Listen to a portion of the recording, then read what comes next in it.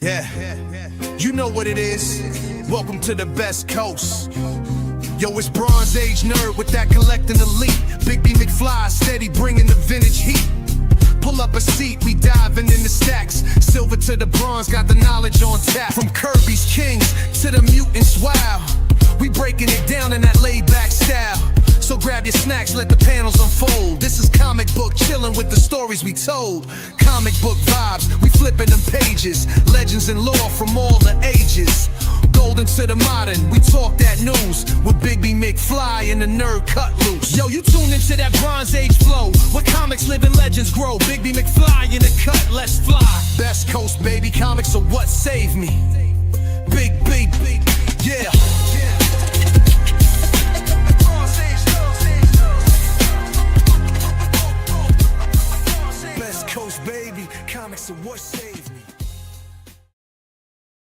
Hey, what's up, everybody? Welcome to Best Coast Comics. I'm one of your hosts, Christopher, aka the Bronze Age Nerd, and I'm joined, as always, by my co-host, me, Big B McFly, the comic guy. You're the one I'm looking for. That's right. Hey, we're back. Thanks everybody for joining us after a little bit of a early 2026 hiatus. Welcome to 2026. This is our first show of the year. Some things are going to be slightly different setup wise. Hopefully everything looks and sounds good. Thanks to a very Merry Christmas for me, I got a new desk, so my setup's a little different. Gonna have to tweak things as I go along. It's my first live show since getting that all set up.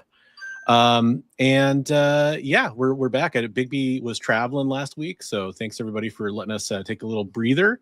Hopefully your travels went well, sir. Adventurous, but adventurous. Well. Absolutely. Yeah, it's been a crazy week, man. I haven't really talked to Big B off air, so you're going to get a lot of our interactions probably live here. What? You did what? So I actually messed up my knee pretty bad. Oh no! Somehow. So I've been really like my Christmas tree is still up. I mean, hey, I know a lot of people leave their Christmas tree up for a while, but normally that would be down by now. And I literally just like yesterday was the first day I was able to like walk around and stuff. So 5 more months and you'll just be early. Yeah, exactly. Like you could do that. So yeah, things have been a little slow on everything on the back end front, but I do want to take a couple this opportunity to make a couple announcements. First off, we are streaming on multiple channels. So if you want to watch us on my channel, I'm Bronze Age Nerd. If you want to watch on Big B McFly's channel over there or over on the EXP, we're streaming live on all their YouTube channels as well as on the EXP's Facebook and Twitch and Instagram. All you got to do is follow the links in the description below and it'll get you to all those channels so you can subscribe and follow along on all those great channels. If you like our content here, you're going to like a lot of their content on the EXP. And if you like a lot of content that we're talking about, you're going to love a lot of stuff on Big B McFly's channel and my own channel, hopefully. Yeah. And then one reason why you're really going to want to make sure you're subscribed and following along for all of us is next week, we're going to do something pretty special. And we're going to mention this a couple times tonight. And it's already scheduled. We have a claim sale set up for next Monday, same time slot, streaming to all the same places. Although I'm also going to be streaming to my Facebook page, assuming it works. To draw in some more people, hopefully. Cool.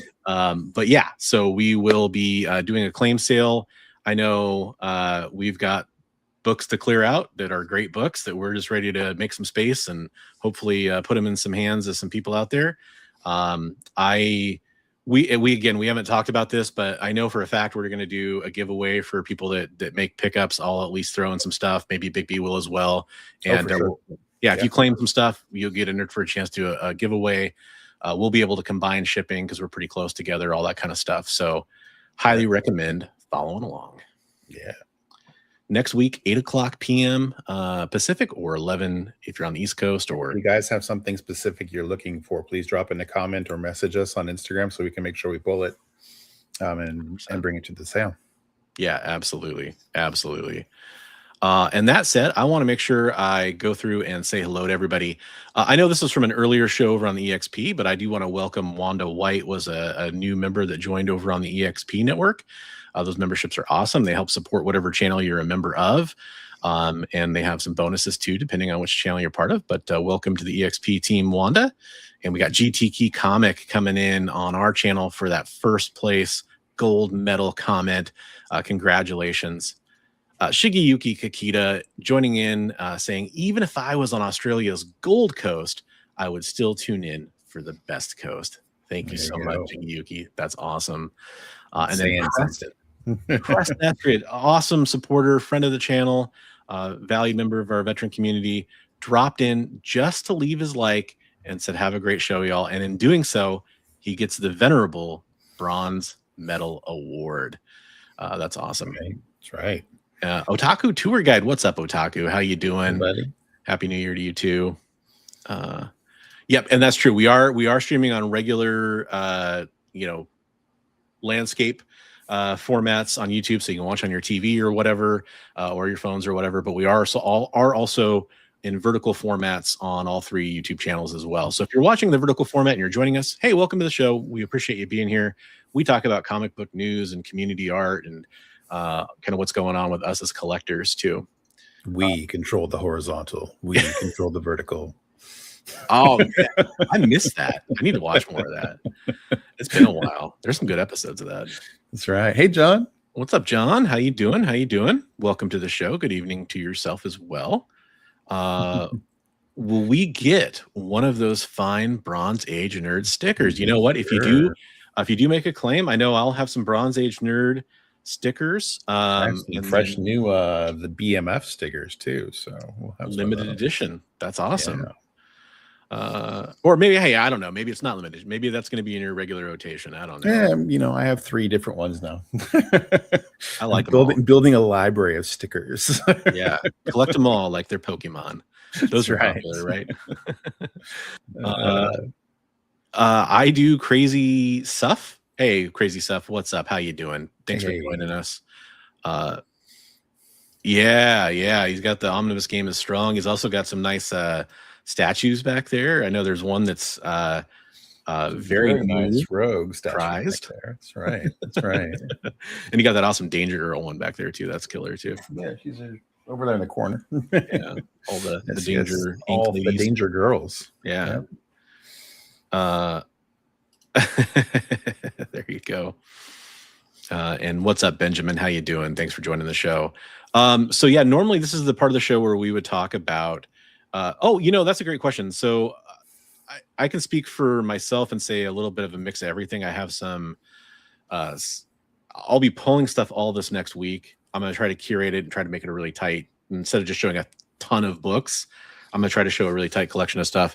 A lot of desirable variant covers and key issues, probably even going back to some Bronze Age stuff in my case. I don't think I'll have a whole lot of silver for sale, but by request, if somebody's like, hey, I'm looking for this, and if I have it, yeah, I'll definitely bring it. I have a pile of Silver Age FF priced already, so I don't know, I'll bring that. Otaku, I know you like you're looking for the Action Comics and Superman stuff. So if you're going to be here, I can make sure to bring that stuff, the Action and the Superman and the older stuff, the copper and bronze, and maybe even a little silver of that. So absolutely. Again, folks, if you are just joining us, feel free to leave a comment down below or in the live chat here with anything that you are looking for, and we'll make sure to try to do our best to bring it if we have it. And as Comic Trope says, please reach out and tell us exactly what you're looking for, so we're not bringing a bunch of stuff that people don't need. Yeah. I try to bring a variety because it's one of those things, until you start doing the sale, you never know what people are really into. Right. That's kind of what I've noticed anyway. Tropes. Yeah, yo Joe, how's it going, Chris? Hopefully you're having a good night. And don't sell your silver. It's going to be $400. It's going to $400. That's funny. Silver metal for those that didn't get the joke for a second, like me. And Superman, the older the better. Okay, I will go. bring older Superman and some nice high grade stuff too. Hey, what's up, man? Long time no see. XSSFD Lieutenant, making me work my tongue muscle tonight to get that whole name in there. Glad you could join us. We appreciate it. We were just mentioning to everybody, it's kind of last time I'll mention it for a little bit. We will be doing a live claim sale next week. We haven't done one of those in a while, so we're going to bring a lot of great stuff. Yeah, definitely come in and check that out if you're looking for some books, and we'll have some good deals and some, nice runs and all kinds of cool, fun stuff. So this is our first show of 2026. We kind of had talked a little bit in our last show of 2025 about maybe kind of discussing what we're looking forward to in 2026 as comic collectors, or for ourselves and YouTube and all that kind of stuff if need be. Again, Bigby and I have like barely talked at all through text message or whatever. I've been like, hi, love you, buddy. We usually talk a lot more, and we don't always get a chance to talk that often, but this has been one of the least talkative weeks. So have you had a chance to think about any of that kind of stuff for 2026, or are you kind of just hanging on by? Yeah, I'm really kind of just a little bit. I've got some generalized goals. A lot of it is comic related, but not necessarily getting books, but more like doing my art and stuff. So well, you've been going strong on the Sunday art streams, right? Yeah, I've been doing those, been getting a lot of commission work. So I appreciate everybody who's been reaching out for commissions, and if anybody's interested, hit me up. For sure. And now might be the time to sell your copies of all the extra copies of Action Comics one I have. Yeah. I mean, especially those nice high grade, genuine graded. I've been stockpiling the 9/8. It's about to pay off, brother. Flood that market. Let's drive those prices down, right? Make it affordable for everybody else. We will get to the news here in a little bit. That's kind of the big story. Right. Yeah. Do Loot Crate and all the reprints and all the with the Oreo editions. Yeah. They all count 100%. They should go for millions. Sure. It's gonna be a strange year. Like I've been really thinking about what 2026 means for me as a collector and as a content creator. And I kind of come on and sometimes I just like speak from the hip. Like I've thought about things ranging from not doing live shows anymore to focus more on uploaded content, to changing the kind of content I make and all that kind of stuff. I've really been kind of wondering what I'm going to do for 2026. There's been a lot of thoughts with that. Like I want to change it up this year after having kind of a very stagnant 2025 as a YouTuber. So I've been thinking about that. I focus on more like interviews and some things like fostering some of the connections I've made and doing more content like that. And going to be reaching out here pretty soon now that I'm healing up from my injury here and kind of taking care of some real life stuff. I'm thinking about reaching out and starting a schedule going for some of those interviews and getting all that set up. I won't name any names until they're officially on the radar, because that's a good way to jinx yourself. But some fun creators that would be great to talk to, I think. We'll make a fine pair walking around the show, limping together. Well, hopefully, both of us will be in better shape, because that's one of my big goals, is getting healthier. I know it was one of your goals. One of my hopes is that by the end of 2026, I am 100% good to go. Yeah. And I definitely support you in that, man. And that's another thing that we'll have to talk about. I mean, if you have some kind of stuff going on where you're going to be recovering from some medical work or whatever, then you might be able to stream. You might not want to stream, and we might need to take a little hiatus or something. So I know that with some of the meds they put me on, there's times where I probably shouldn't be doing paperwork and stuff at work that I'm doing. Like, what number comes after 5? Oh yeah. I mean, that just sounds like we could have some real fun shows.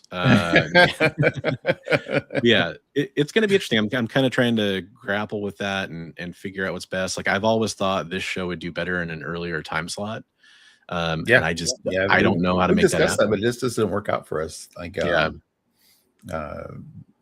family wise and work wise and everything else. But we can always hope and dream and try to figure it out. For sure. For sure. And then as a collector, you know, I'm really, it was kind of a theme of last year, and I'm still transitioning over to it, but it's working out pretty well. I think I have a good plan here to not collect as much and just collect fewer, bigger books that I've been looking for a long time. And focus it down, funnel it to a point there. Yeah. I've been trying focus. I've been trying to downsize in any way I could, and I sold my old desk today, so I got rid of that, which is great because there would have been a desk in this space. You would have been like, this guy looks like a hoarder. It's pretty bad in here because I've been. You should have told me it was for sale. You don't think you would have wanted that one? It's a nice desk, but it was small. This is actually kind of a small desk by most people's standards, but it's still at least bigger. 2 beards, 1 book. It might be good. Yeah, so I was just saying, comic trips. I hurt my knee pretty bad, so I've been unable to do things like take down my Christmas tree. No new gifts. There's some old gifts, some 2025 Christmas gifts under there still that still need to get put up. Like my daughter got a sweet mirror. We still need to hang that up in her room. Cool. But yeah, I had this sweet desk that I'm streaming from now was under there. That was cool, and this shirt was under there too. That was a gift from my wife and daughter. That was pretty sweet. That's a really cool shirt.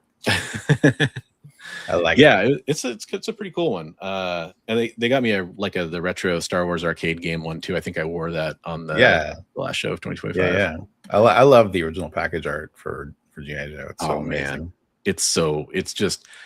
It's one of those things where nothing compares to it. Like retro and timeless at the same time. Right. Even the new like classified figures, it's actually kind of depressing how they do retro carded figures, and some of the art on that now has gotten terrible. I don't know. There's claims that they might be using AI for some of it. No. The Flint and the rock and roll figures had really bad card art, which is crazy because like on the Marvel Legends side of Hasbro, they have like David Nakayama doing box art. So it's cool. What are you guys doing? Yikes. Yeah. Transformers package art is incredible too. And I mean, some of the original classified G.I. Joe stuff was really cool. Some of it was amazing actually. But it's just gone downhill for whatever reason. Maybe that's a temporary thing. Joe, welcome to the show. Off topic. Can you explain the sweetness of sugar to someone who's never tasted it? That's a very difficult question. I don't know that I could really, without using, the old trope of trying to. I try to go to a different. Do you go to different sensations to explain tastes? Mm-hmm. Like rainbow or. It's weird. I would say there's a really cool scene in one of the Dark Tower novels, the Stephen King novels, where the gunslinger character ends up coming into our world and ends up drinking he's from like an old West world where like everything is all like, it's basically a cross between medieval stuff and gunslinger Wild West stuff. Right. And he drinks a Coke. He's really hurt. He takes like Tylenol or ibuprofen or something, and he drinks a Coke. And drinking the Coke, he was just like, the way that Stephen King describes a character drinking something like sweet soda to who's never had it before was a really good description. I would maybe go back and read that. And I think they did that scene in the movie too. Did they? He was like just shocked. He was like, "How is it you live in a world of such wonders?" Yeah, with the pain relievers and the Coke. Yeah. That is interesting. That movie, I have forgotten a lot of it. I did watch it. It was decent. It was decently done. I mean, if you didn't know how good the books were, I mean, I just wish they would have spread it out a lot more. That's all. It's one of those things you could tell the studio just like pushed it out basically. They're like, we got this license and let's cram it all into one movie.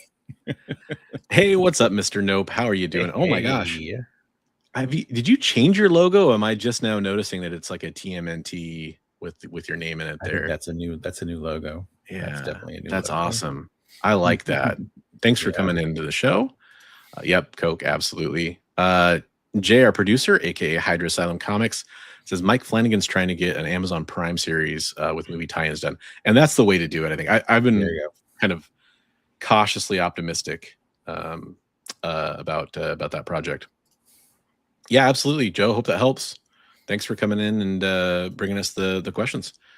Yeah, Sarsaparilla. That's funny. I've been watching season 2 of Fallout, and no spoilers or anything like that, but let's just say Sarsaparilla makes an appearance. If you're familiar with the games, that shouldn't be a surprise. Season 2 has been pretty good.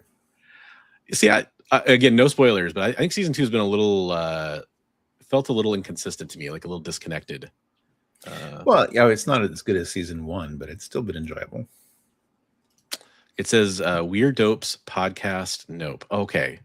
I just thought it would have said Teenage Mutant Nope, which would have been pretty cool, but I like that. No, I can see that now. It's just the Weird Dopes is so tiny. It's especially when I've got like 8 other windows open and I'm trying to stream. Right. Everything looks really small, guys. Sorry. So that's awesome. Yeah, so 2026. I mean, that's kind of the idea. I will be going to Emerald City Comic Con. I'm not going to be at Fan Expo Portland. I know somebody's probably going to ask eventually. I know that's going on, I think, like this weekend, I want to say. This weekend, really? I think so. If not this weekend, soon, because I know one of the organizers I follow is heading to Portland now, or heading to Denver and then Portland or something like that, I think is what they said. I need to ask somebody that we know if they're going to be there then. Yeah. But I haven't yet made it to any of the fan expos. There was the one year I was supposed to go, and the whole ice storm around here happened, and I was like, I'm not driving down there just to. Right. It was. I guess it was like an empty show too, because no one can make it. I know we have kind of some open doorways to us too, where we might be able to attend some other events too. So that's cool. So we'll see how that. We'll explore those options as they come. I'll definitely be there Saturday for Emerald City. I don't know if I'll be there all weekend, but I'll definitely be there Saturday. When is Emerald coming up? Oh, that's a great question. It's March. I gotta look it up now. March 5th through 8th. And you're going to be up there hosting some panel-y thing, right? Yeah, I'll be part of a panel. I cannot reveal details that I don't have yet about who all's going to be on the panel. But I know some of the potential guests, and some of them are definitely people I think people will want to go see and what they have to say. And I don't know, maybe I'm on that list too. We'll see. Just start naming off deceased people. Leonard Nimoy is going to be there. Crazy. William Shakespeare is going to be there. Right. Ask him some questions. And then that's how Braun's hurt his knee tropes. Yeah. Obviously. Man, you sent me a reel today of somebody who does they're like a mocap fight choreographer. Yeah, they do poses for art too. Yeah. That was sweet. Speaking of dance fighting, we all know it's going to be how to style a manly beard panel. True. I think as far as I know, so far I'm the only bearded person on the panel. So maybe they brought me there for some bearded representation. That's it. That could be it. That's it. Wario, 100%. You have found the dorks. Go grab Waluigi and all the Waz. Get in here. Yeah, I mean, it'll just be the ghost of Macbeth. I mean, that's the only. It's just him and William Shakespeare. Nice try, Johnny. Good one on there for the trolling. We have a resident troll already who does a really good job, though. So I guess we should probably talk about some of the big news that happened, huh? Yeah, news is important, but we should change into our news. Yeah, we do have to change. You're right. We gotta get very briefly into our news attire before tackling this hard-hitting nerd news.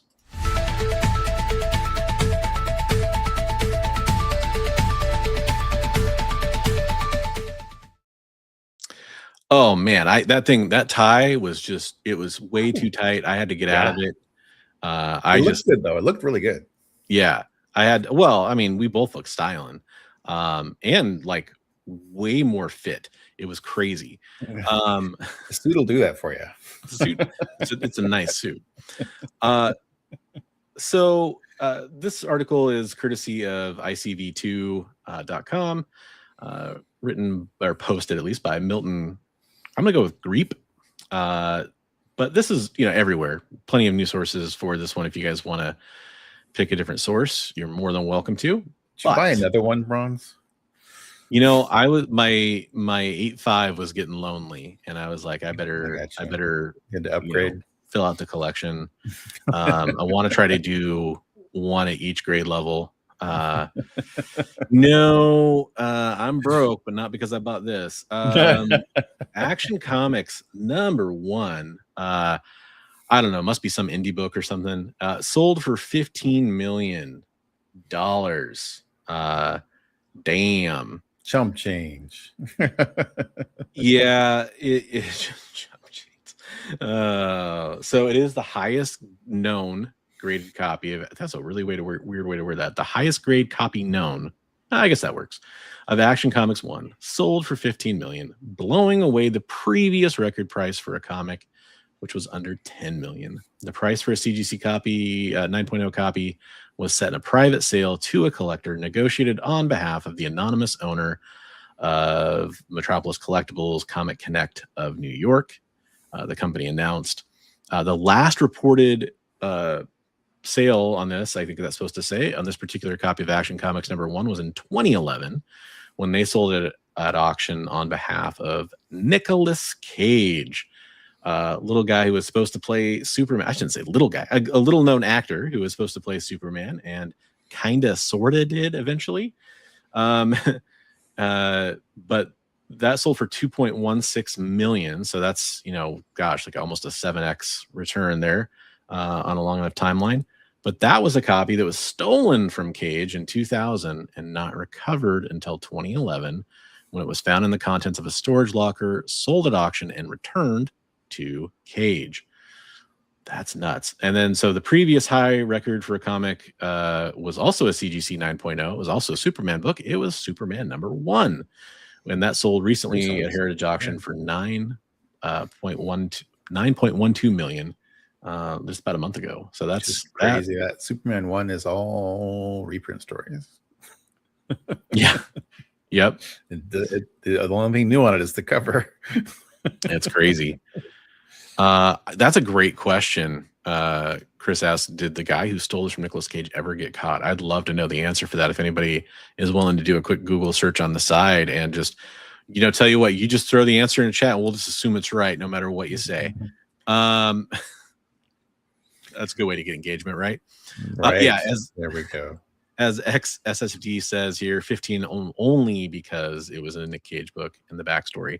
I bet you it really helped. I think that was definitely a part of it. No, I did not.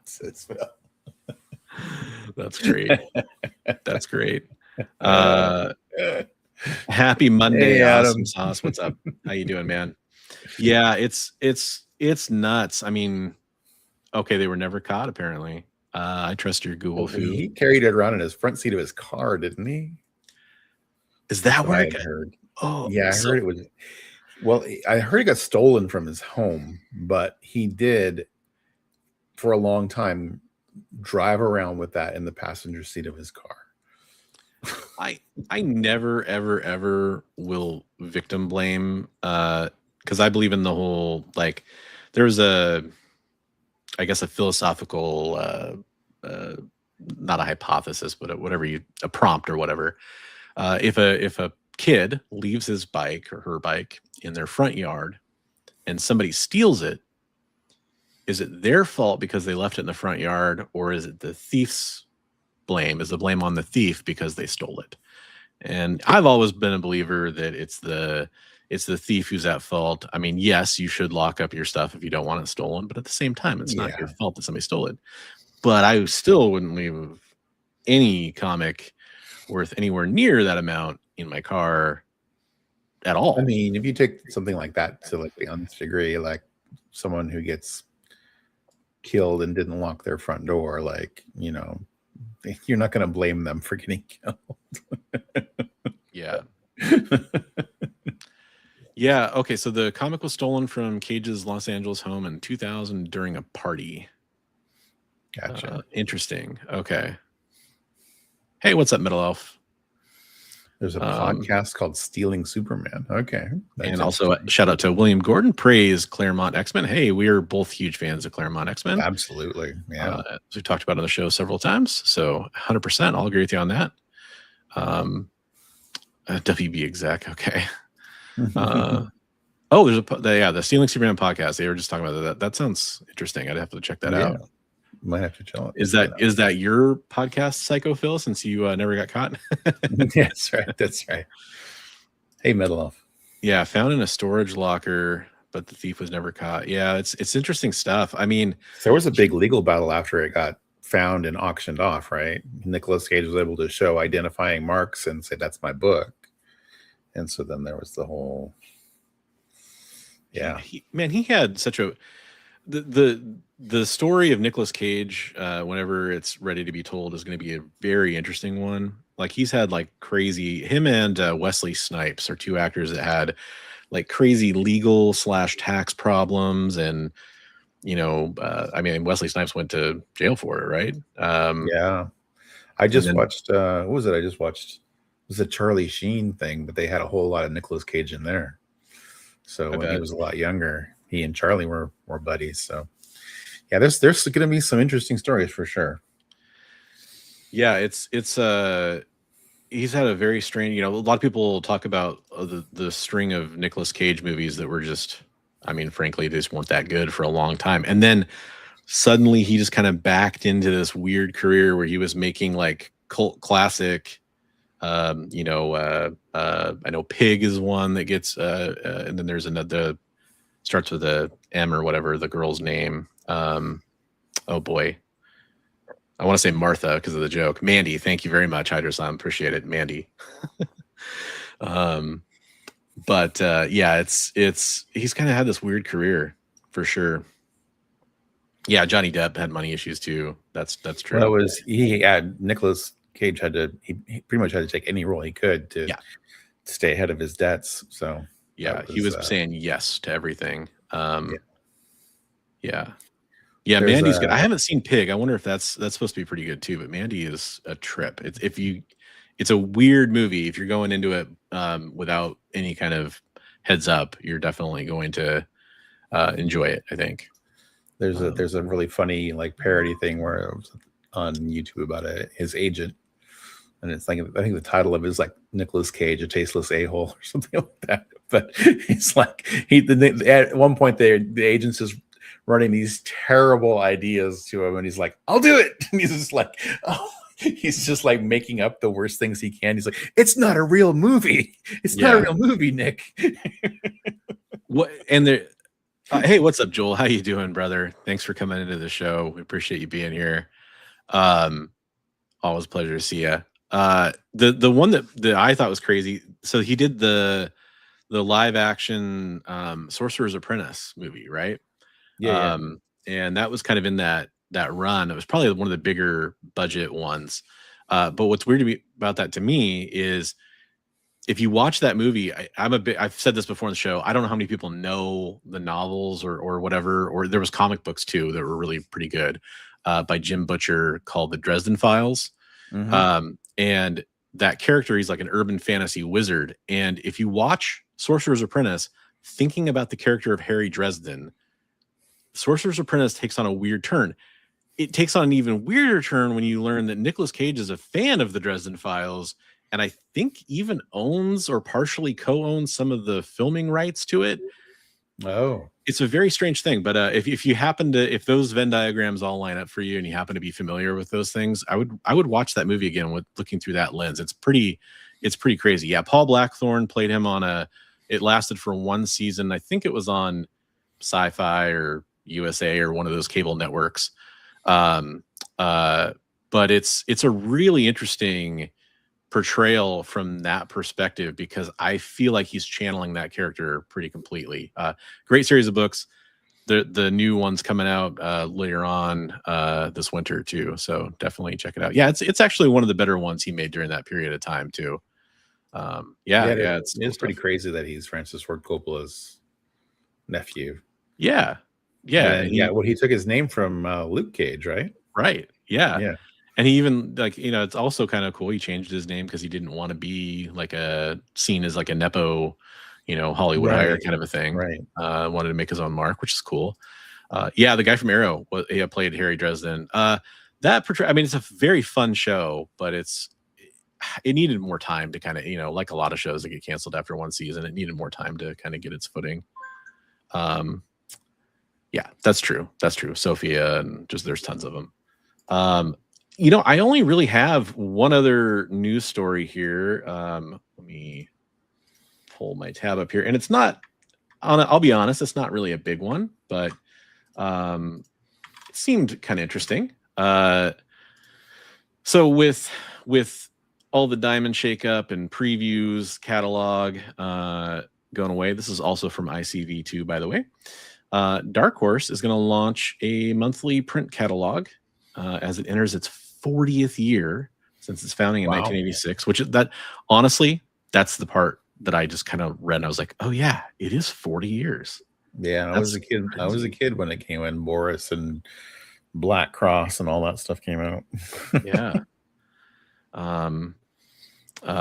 So it's going to list its own print catalog as it continues the transition from the monthly Diamond comic distributor's previous catalog, which at one point listed almost every product, to the post-Diamond era in which comic publishers are split between multiple distributors. The final issue of Diamond Previews was October 25, with listings for last month. It is kind of a strange thing. I was thinking about this, like there's no more print catalog, or at least there wasn't until this was announced. I mean, that's pretty crazy. That's crazy. So yeah, there's no print catalog for retailers to order from every month. Huh? Yeah. Now it sounds like there will be at least this one, but and that's kind of, I would also say kind of kudos to Dark Horse, because they've gone through some ownership stuff, to put it lightly. And I'm actually kind of happy to see them endeavoring to do something like this, because hopefully it means they're continuing to stay committed to comic releases. Because part of my concern, and a lot of people's concern, is when they were acquired by, I forget the name of the group that acquired them. They're a video game company mostly. A lot of people thought they were acquiring Dark Horse just to primarily get the IPs for things like video game and movie production, which I think still has some potential to be true, and that's not necessarily a bad thing. But I'm glad to see that they seem to be committing to comic books still. That's nothing but good. Yeah, they've got such a large evergreen catalog of stuff that they can do in graphic novels and stuff that they could stay afloat indefinitely just on stuff that they've already put out. Definitely, and I'd say that's. At least in my experience, that's been a big part of their business anyway. Uber super deluxe editions of, limited Hellboy or all that kind of stuff. Yeah. The Goon. So, hey, Chris, so is that Jason Schwartzman? Is he part of the family? And then Shire? Is that a typo? Shire. For some reason, my mind wants to correct that to Shia, like Shia LaBeouf, but I don't. This could be some classic Chris trolling here. And then any thoughts on My Dear Wife, Will You Be My Lover? Interesting. I have not heard about that. It's been a weird week for me, so I'm out of it. I will Google it just as you say it's safe. This is how crazy I am.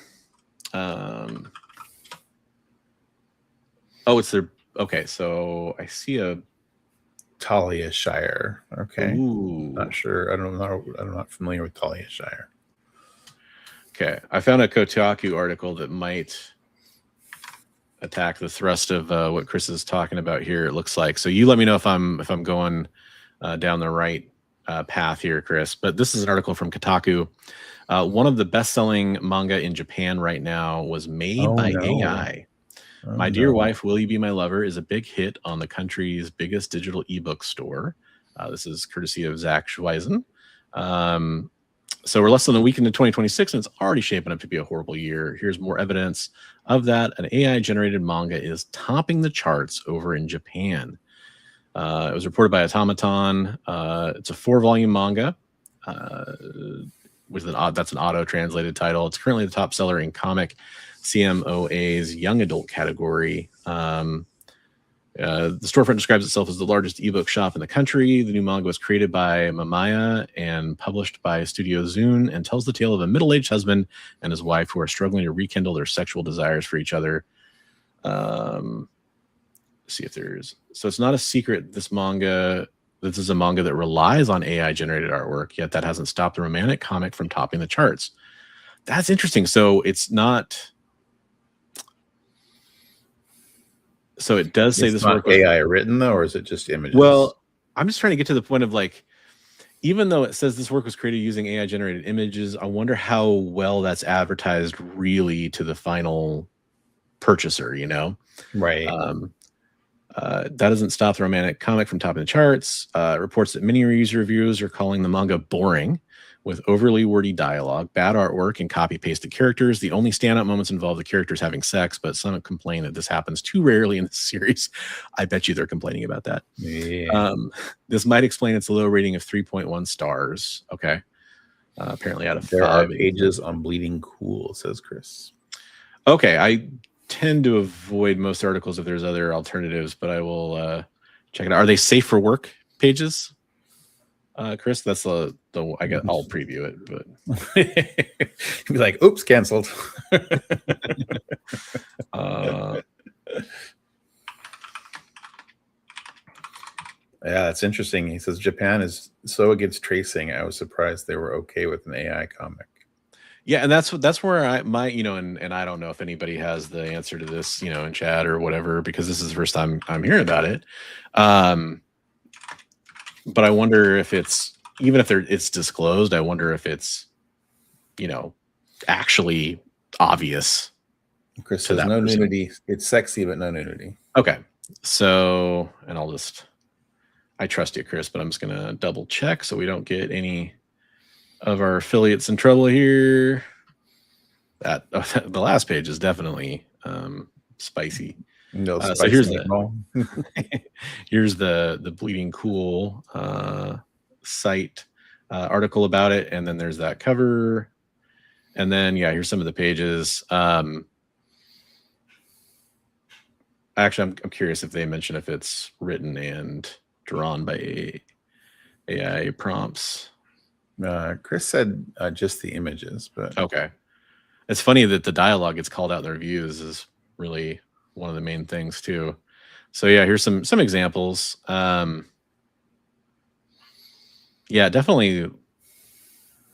I don't read a lot of manga, but to me it looks pretty repetitive and bland in terms of the layout here.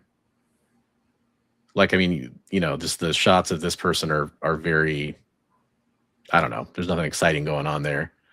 You can make that criticism a lot of artists too.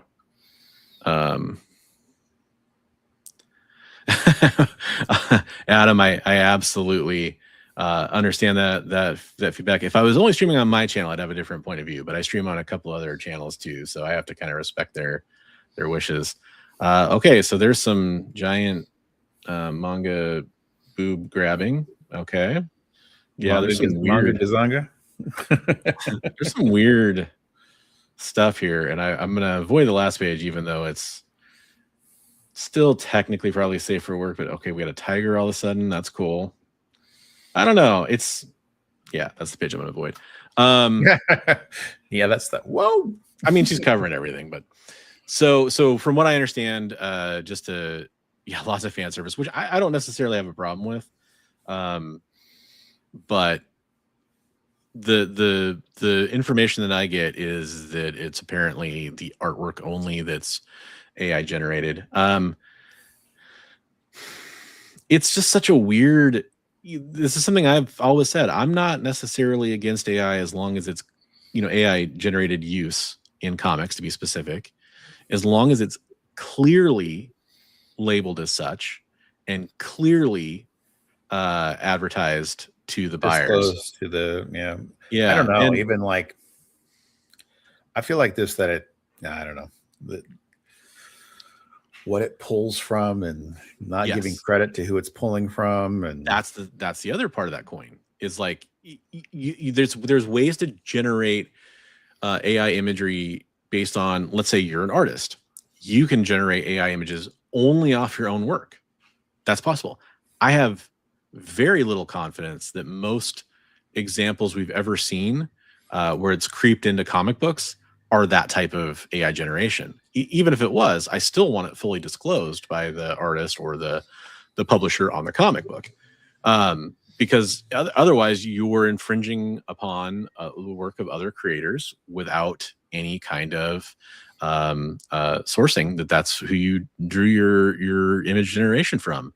And people always bring up the swiping or homage, whatever you want to call it, example, but that's different. That's different. That is a very well-known practice where somebody is, they're lovingly, theoretically, copying a work to make it their own, and sometimes changing the character or changing the background or changing whatever elements of that. Show of appreciation. Yeah.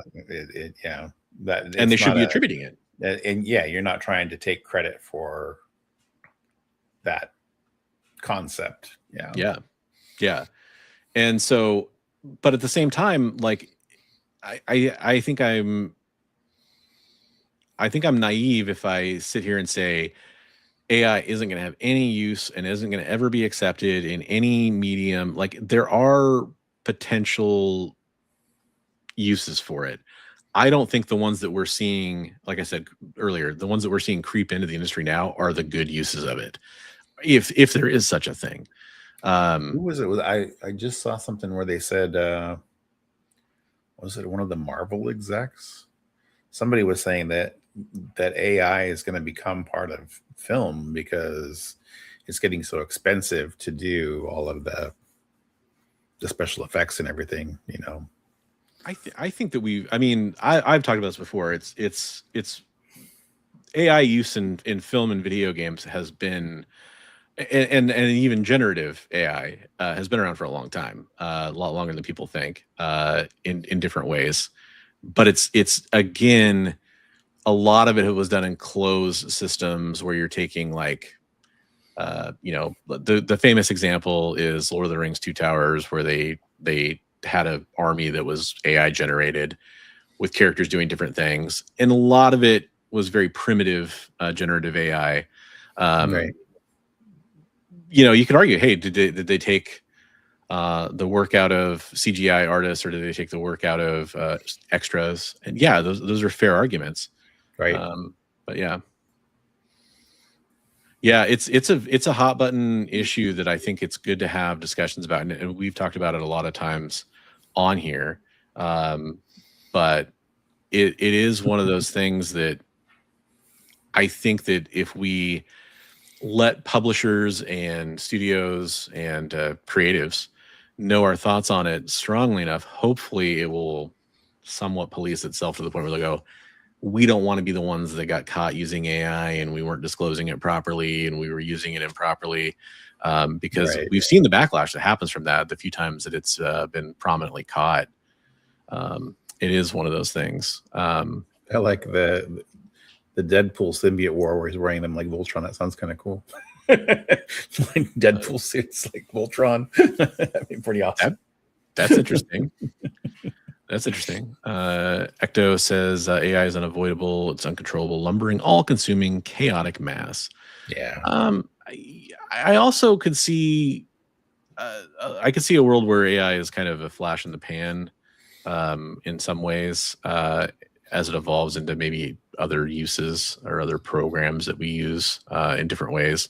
Yeah, I mean, it's firmly entrenched in things we use every day that we don't realize. So, yeah, it's just I don't like seeing it. Like Chris is saying, I don't like seeing it taking over. I don't want to see it become like a practice for comics being done that way.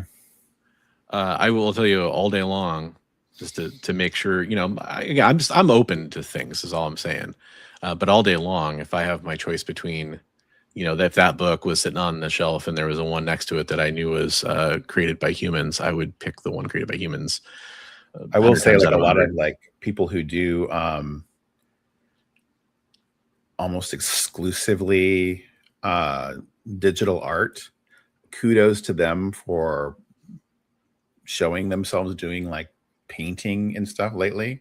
Who was it? It was I think Travis Comics Limited was telling me he just saw Wheeljack do some paintings, and he was just like, oh my god. He was like, it's just amazing. Well, and not only that, but then the ones that are taking the time to show their process and show their work. It's one of those things where on one hand it's really cool, on another hand it's really sad that, like, the thing that happens that really bothers me is an artist who did create their work by their own imagination, their own talent, will get accused, and then they have to go and back it up and say, no, this is really my work, and show it. And in a way, it's great that they're able to do that.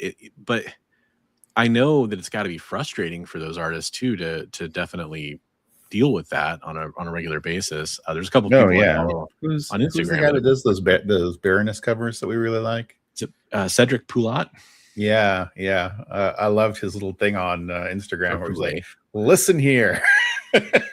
Yeah, he's one of the ones I was thinking of when I said that. And I mean, it was pretty funny. Maybe it's a minor thing in the grand scheme of things, but there is something I've talked about before. It's just kind of like an AI witch hunt out there. And it is a razor's edge because it's going to get harder to detect, of course, as AI improves. But also, I think people should be a little, like, every time they see a digital piece of art now, they assume, oh, it's AI. Well, it's not always true. In fact, I'd say a lot of the time it's not true. Especially if it's, if it's somebody that you see a large body of work stretching over a large amount of time. Probably assume it's probably not AI. But I think, we've both helped each other. I'll just to say this, we've both found out, hey, here's that thing that you shared or sent. Hey, well, guess what? That's AI. There's been some stuff where I'm like, oh, I didn't realize that was AI. And it's unfortunate, that can happen. And I don't want to see it, generally speaking. For sure. For that kind of stuff. Like, I do think it's a little different when you're talking about your own private stuff or your own passion project, to a certain degree, when you're not charging money for it, you're not publishing it, and you're not, I think that's a little, like, there's artists out there that will take their action figures or they'll take their drawings or whatever, and then they'll clearly use some AI on it to make like a little motion image or something like, do I have, is that a thing that I should have a problem with? I don't know. It's kind of cool when because I know it makes it stand out on people's like Instagram feeds or on Twitter or whatever. And maybe it helps their art kind of shine through other than just showing their art. I don't know. And there's some well-known artists that do that. So I've seen some cool little animations done with people's art. And like, there's one artist, I think I said, like, that was cool. How'd you do that? And he was like really snarky. I was like, okay. I was honestly asking, like, how did you do that? That was cool.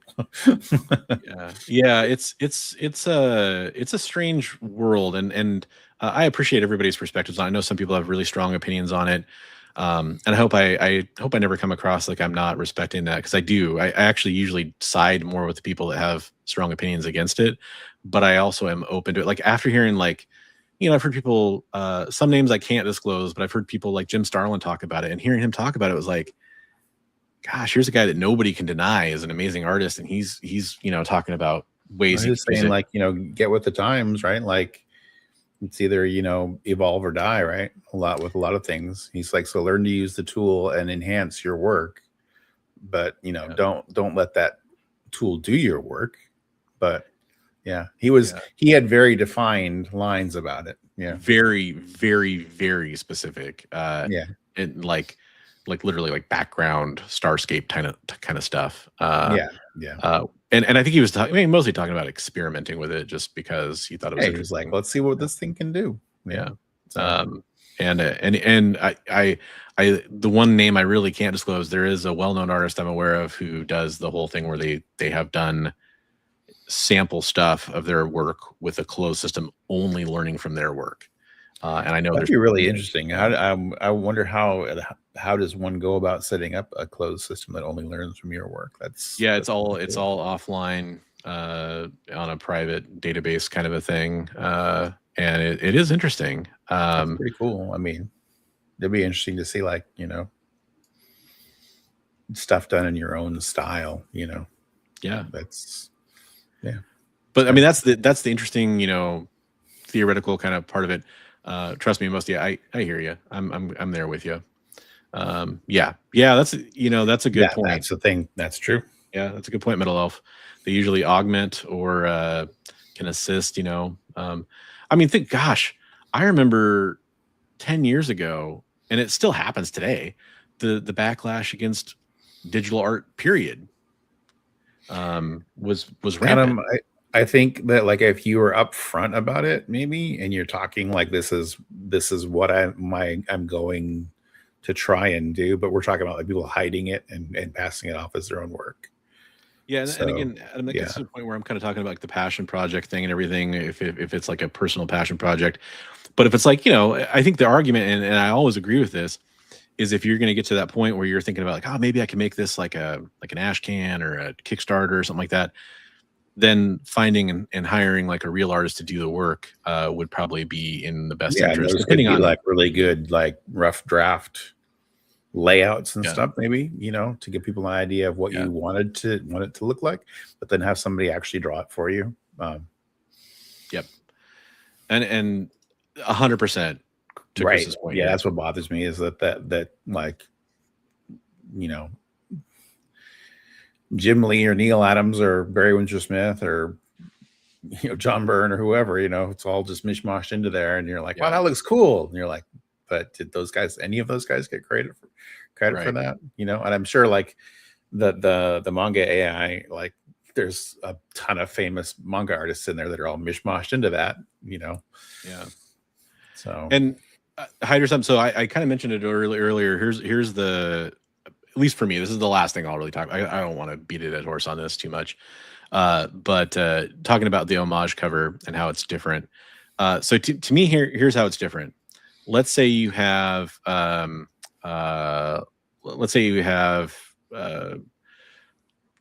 Knock, and he wants to homage Spider-Man 1 from McFarlane and do that famous pose or whatever. And he's going to do it with Deadpool or something. Making up a scenario here. Yeah. Well, first of all, when we get that end result from an artist like that, even if it was an amateur work by somebody else, we're probably going to be like, oh, that's the Spider-Man 1 McFarlane cover that he's doing that character in.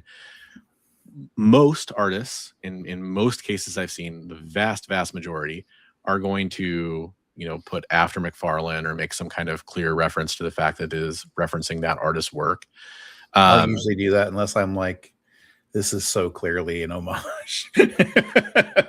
But I should, I do agree. You should say after so and so, and I think it's a little different if you're talking about like a cover or something that's like, it's a work that a company asked for and said, hey, I want this done. We're going to publish this on a comic book cover, versus like commission at a con or commission on. Right. I think there's a difference there if it's going to be used for publication purposes. I think it's important.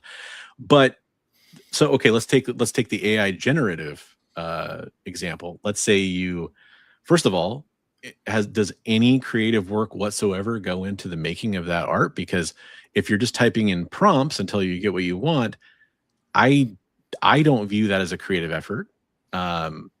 If you are then taking any of the large learning model AIs out there and using them to generate that art, what is it drawing from? Is it taking thousands of images from everybody from Brett Booth to Todd McFarlane to Jim Lee? Is it taking manga artists? Is it taking other AI generated images and Art Germ and all these other different digital artists? And is it mashing up their style and then transposing it over like what a cosplayer did from Comic-Con or something like that?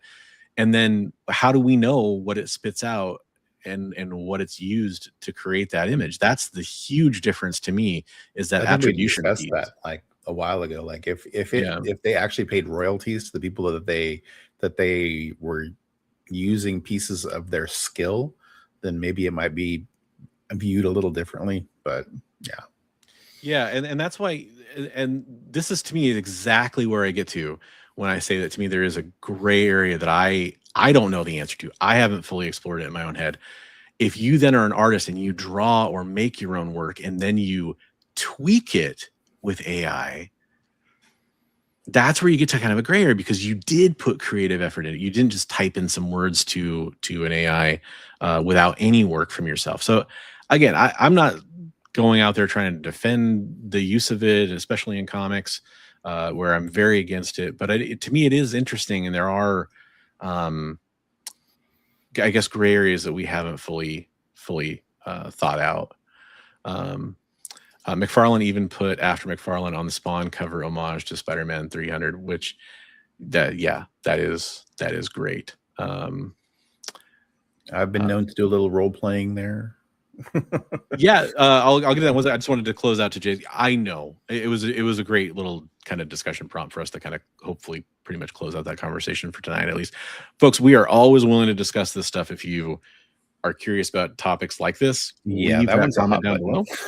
Yeah, I mean, and we've talked about it before, but I mean, I'm sure we will talk about it again. That's how prevalent it is.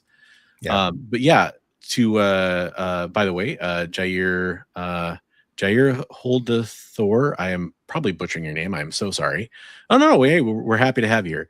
But yeah, you do some role playing with a superhero. I do with right? SideQuest Comics. So if you check out SideQuest Comics, we do a monthly. We didn't do one in December, but we do a monthly Marvel role playing game with original characters. So I play Hellspark, granddaughter of Hela, a badass baseball bat wielding sorceress. So there you go. Nice. And I have no experience with D&D. I've always thought it looks really interesting. Well, I have one partial experience. I did like a couple nights with a group when I was in my early 20s, but they all kind of broke up, and I didn't know enough people that played to really ever play again. I'd be interested in doing it. Somebody the other day, and they were like saying that they always wanted to, but they were worried they would get into the wrong. They didn't want the numbers and the hack and slash where it's all just like all about them. They wanted the creative role playing where the roles were just the rolling, the dice was just done every once in a while. Yeah. The Marvel game is the newest iteration of the Marvel Universe role playing game. So nice. I think we're at the point of the show where we should talk about some community art. How do you feel about that? I think there's some community art out there to be shown. All right, we should have said that at the beginning of the show. If you do have any art, feel free to throw it in right now. Yeah. If you will be scrolling down to the bottom. So 100%. In fact, before we check out all of this week's community art, let's check out some of the best from the past and get that earworm stuck in Jay's head, and some others probably. Thanks from you to us, it's art for all. At Best Coast Comics, we answer the call. Fans and creators, bold and smart. Join the line for comic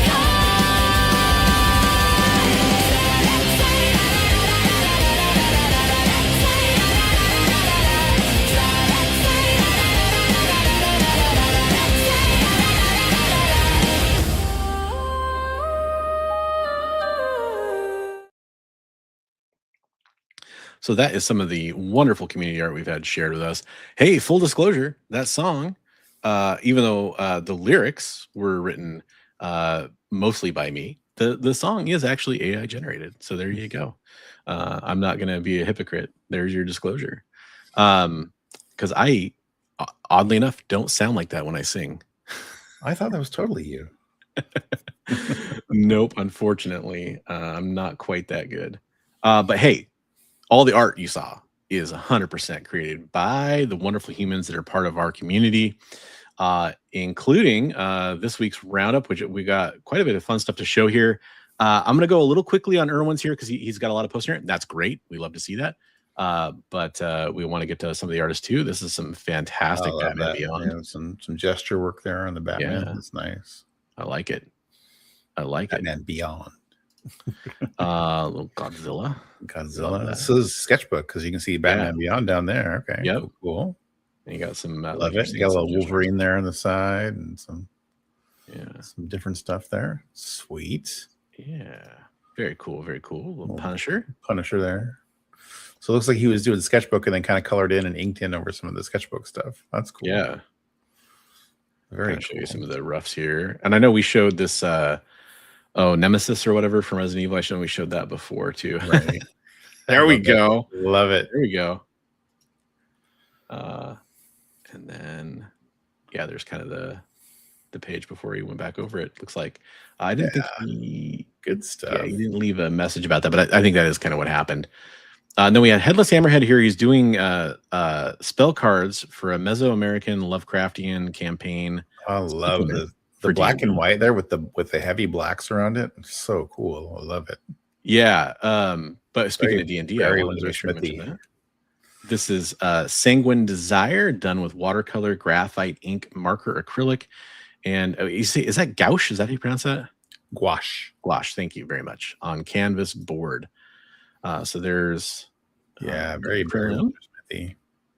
Very good job, Headless. Love it. Very good. Very good. Loving all the card art stuff you've been sharing. Hey, Joel's doing some art too. He's making cookies. Oh, there we go. Yeah. That's my favorite kind of art is art you can eat. Culinary arts. Nice. And we got some more from Irwin. Boy, and there we go. Perfect. After Wilfredo Torres. There we go. Torres. Very nice. So there you go. Some attribution right there. We love to see it. Love that brushwork. That's nice. Yeah. Very nice. Okay, cool. A little Love and Rocketsy look in there. Is that Love and Okay, I was gonna I don't know if it is or not, but it just kind of has that look. Okay. Nice. Yeah. And this is the cool, if folks, any of you can go post the stuff over on my Discord server. There is a link in the description below for that. If you want to go post some of your work in progress, see nothing but love here. Everybody's being positive. Here's some more of that Mesoamerican Lovecraftian D&D campaign nice stuff. Hammerhead. Nice stuff. That's cool. Love it. That's really cool. Like the very cool. Teeth. Nice. Nice. Killing it. That's gonna be a really interesting campaign.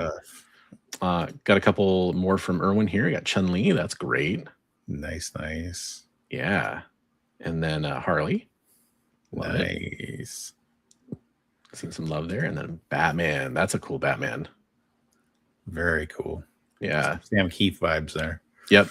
For sure. Little Frank Miller, little Sam Keith.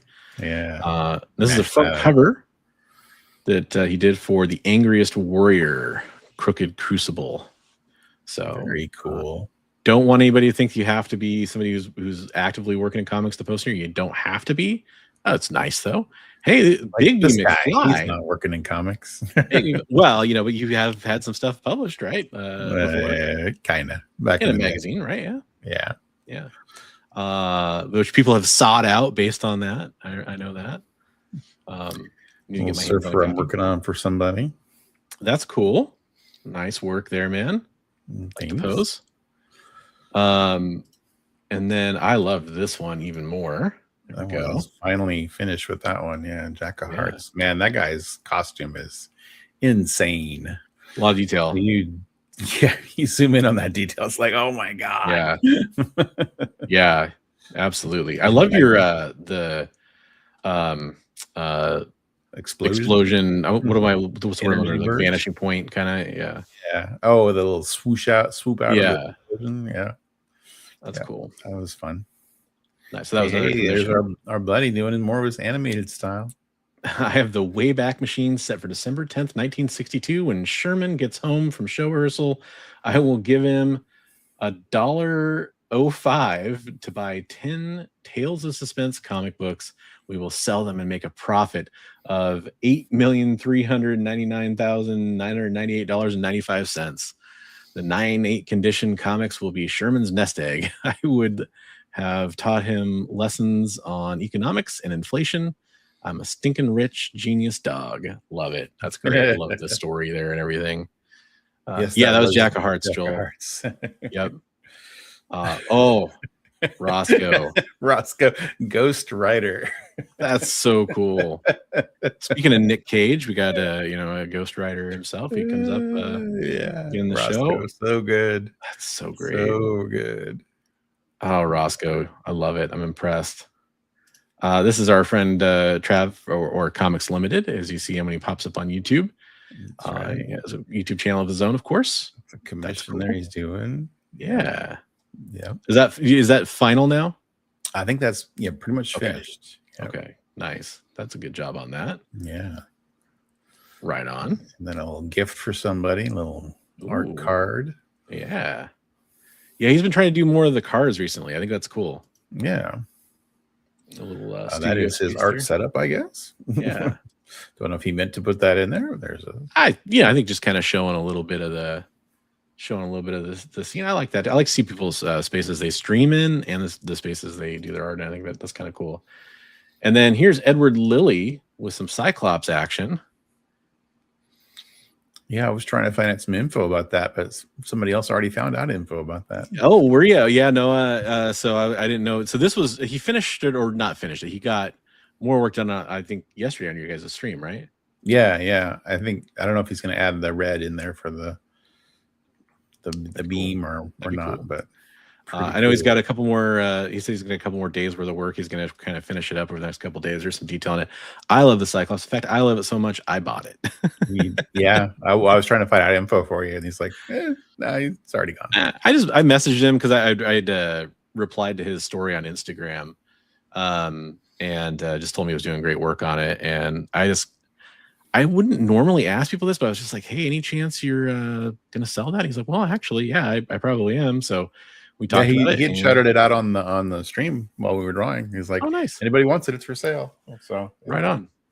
I was so busy yesterday with family. I need to get tuned into one of your guys' shows one of these Sundays, but we got another artist on there too. So yeah, it's getting bigger. Nice. Speaking of that Sunday art stream that you guys are doing, I know you might want to head over. We talked about Yevgeny Sokolov and his art. I know he's doing a giveaway over on his Instagram for an absolute Batman piece and some prints and some other stuff too. But if you want to go get a chance to win some of the art we've shown off here from Yevgeny, who does great work too, amazing work. Definitely go check that out. Stunning work. This is not the piece, but just here's an example of like some of his art for people. It's actually a different absolute pencils. Yeah, the one he's given away is a finished piece. But yeah. So really cool stuff. So yeah, for sure, if you're interested in that, go check out our friend over there. Not my friend, but your friend over there. Hey, everybody's friend. I try. Again, he's a pretty awesome guy. He gets some compliments on the beard, buddy.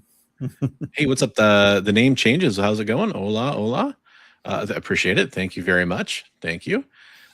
Jay and Miles Explain the X-Men podcast had the writer of the new Cyclops book on the show.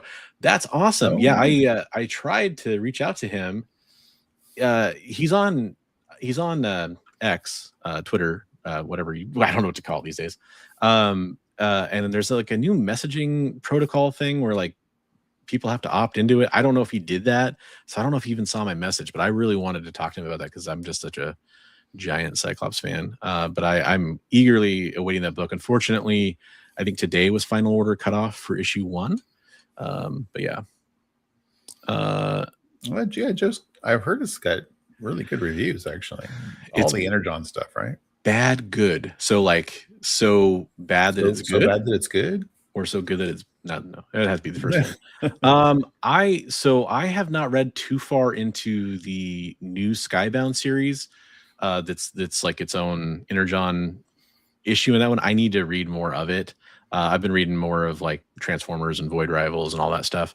The stuff by Larry Hama that he's finishing up here is still, if you've liked any of the stuff he's been doing over the last, I'd say, 10 years, you'll like what he's doing over there. Yeah, I have heard mixed reviews on the new GI Joe series. Some people saying that it kind of lacks some of the, I guess, some of the magic that previous series have had, but I know as they continue to world build over there, it's probably going to get more interconnected. I know the stuff from GI Joe that's crossed over to like the Transformers and Void Rival stuff has been really cool. So I think that it's worth checking out all of that, and plus there's going to be a new cartoon coming and everything. So I think it's just kind of setting the groundwork for a cartoon. It was going to have more of a blood and guts, right? Yeah. So. Absolutely. Hey, Awesome Sauce. Absolutely. We hope we could put a smile on people's faces, even if they're laughing at our silliness or all the right. geeky stuff we do. But for sure, hope you have a wonderful week as well. Thanks for coming in. Yeah, no, I think you're very much in the majority there.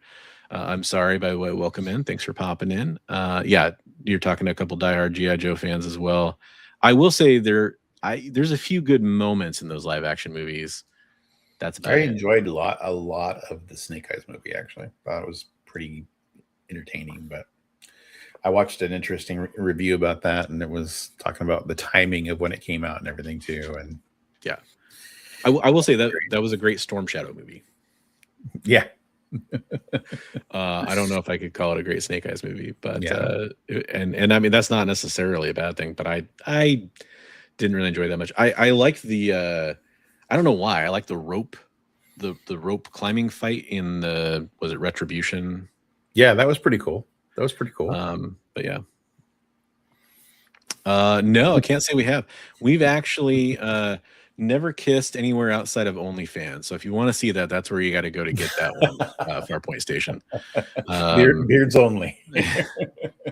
But I mean, it's there. Yeah, exactly. Pretty funny. Big Trek fan, huh? All right, there you go. An Ashikage tattoo. That's cool. There you go. Nice. Mad respect. I had an old boss that had that tattoo. I always thought it was really cool too. Just only, we called it only beards, it's just kind of but yeah, it's one of those things. I hope we get like a good, I mean, there was rumors there was going to be a Lady J Amazon series at one point. I mean, that's probably gone now. I remember those rumors. I could see something like that being kind of fun, like a kind of an espionage or modern thriller kind of series like that. I could see that being fun. I think that might be the way to introduce people to some of the characters over, rather than doing like a large GI Joe movie. Maybe, but yeah, I agree. About it's like GI Joe has so many aspects of like science fiction as well as military to it at different points. It's like, so getting the right mix in there without seeming goofy. Yeah. I mean, there's so many things that shouldn't work that do, that I think it's possible to make a really good GI Joe movie. Oh yeah, for sure. But I just think that the way that studios tend to make movies these days, I think it has less chance of success than it did, say, 20 years ago. Even though the technology is easier to do the movie now, studios play it safe, and I think that I think you just need to do a hardcore GI Joe adaptation and say screw trying to catch everybody up to it, and just let the content speak for itself, and people would dig it. I buy that. But they would instead have to like introduce everybody, and there'd have to be a backstory, and it'd have to be, just made for like the lowest common denominator to be the safest box office hit possible. And in doing that, I think it would probably be a flop, unfortunately. Right. It's too bad I guess we're not going to see the continuation of that Transformers into GI Joe, but I don't know that we won't ever. Because I think there's a possibility that could still work, but I don't know. I also kind of, as much as I liked the movie, was that Rise of the Beast? I actually kind of enjoyed that movie because it didn't feel like it had to be part of all the other Bayverse stuff. Yeah. I do feel like that got kind of shoehorned in at the end. But it was exciting. Like, I mean, it did what it was trying to do. We love the old G.I. Joe comics. Oh yeah, I've got they're really hard to see, but I've got Compendium 1 and Compendium 2 right up there for up there. Yep. Yeah. And I've got a big part of the run. Is Lady J a new bad bug vehicle? I like that.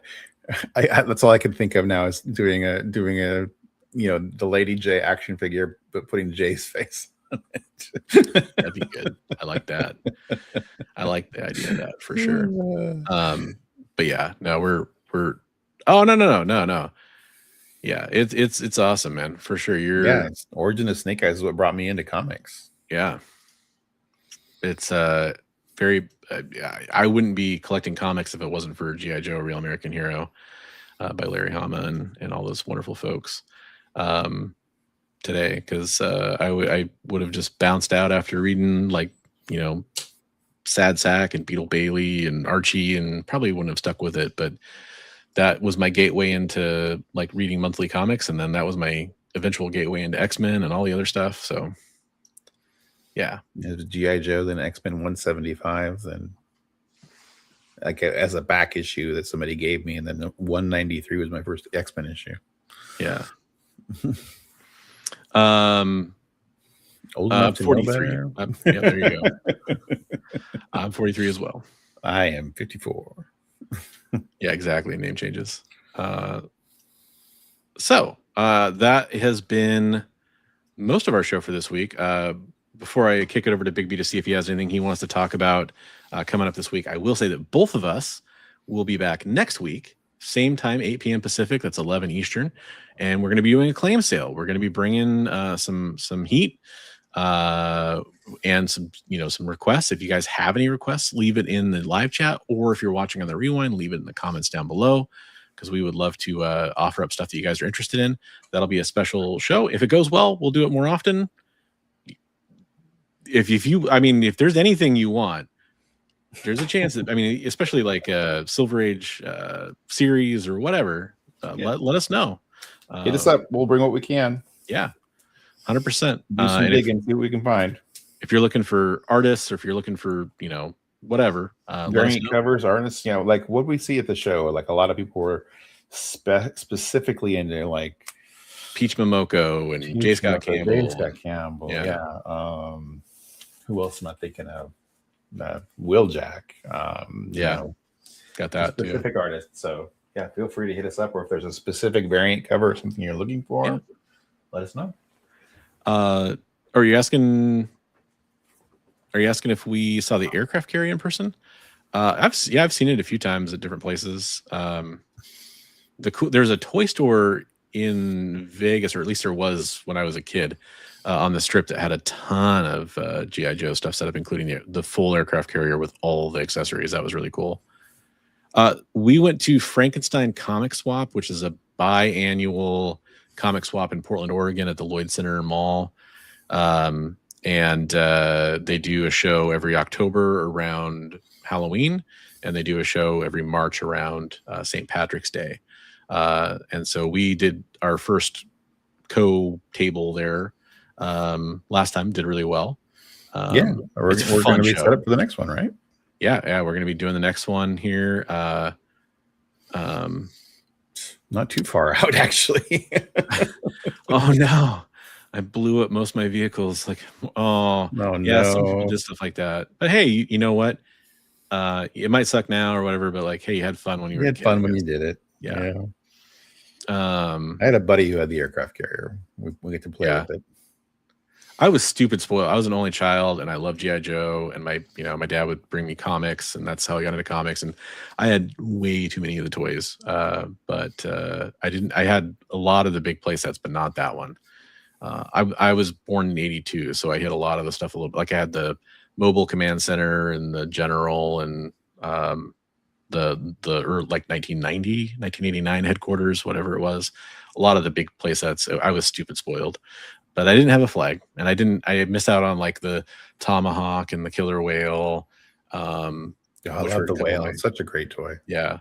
I did get a Rattler because I found one in a garage sale that was in great shape when I was still Rattler a kid. is awesome. What's the water moccasin? I love a lot of the boats. I have a picture of me with a water moccasin.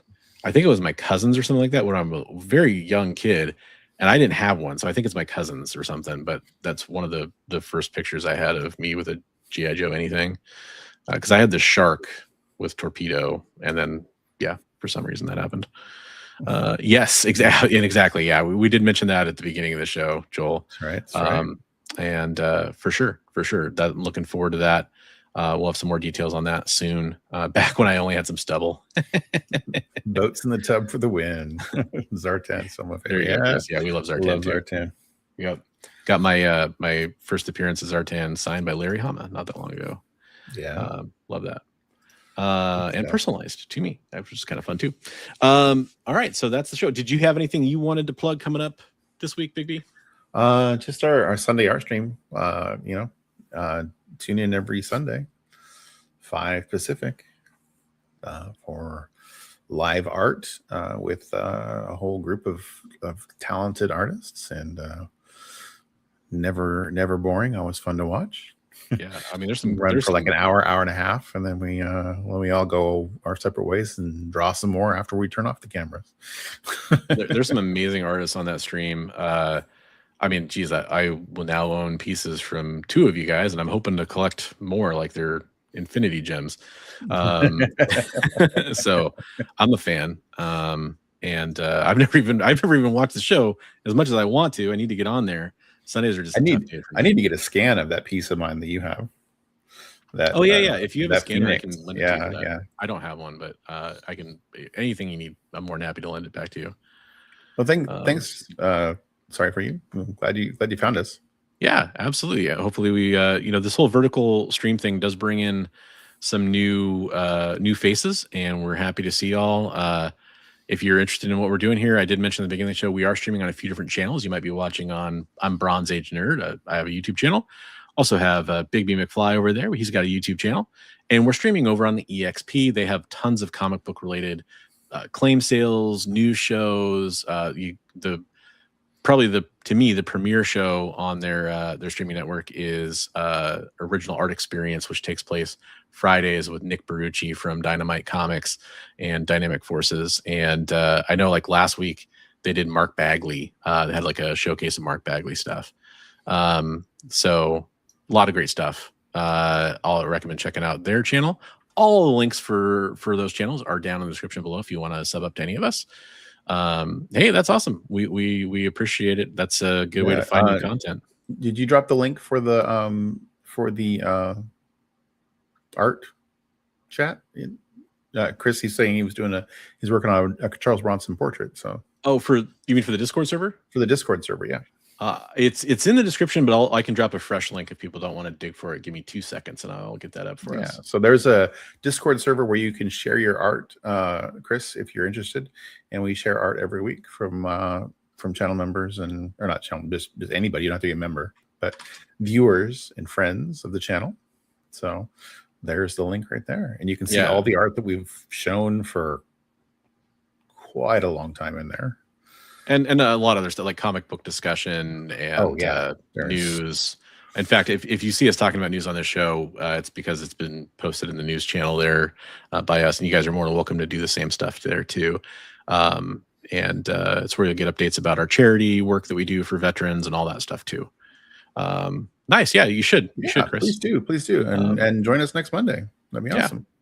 Yeah, pick up some good books from us, and we'll can't wait to see how that goes, because we'll be happy to make that a regular thing if people are into it. Thanks everybody for being here. We'll see all of you next week, hopefully. And if you enjoy the show, don't forget, you can check out more of our content on all 3 of those channels. Links are in the description below. We'll see you next week. Have a good night and a safe week, everybody.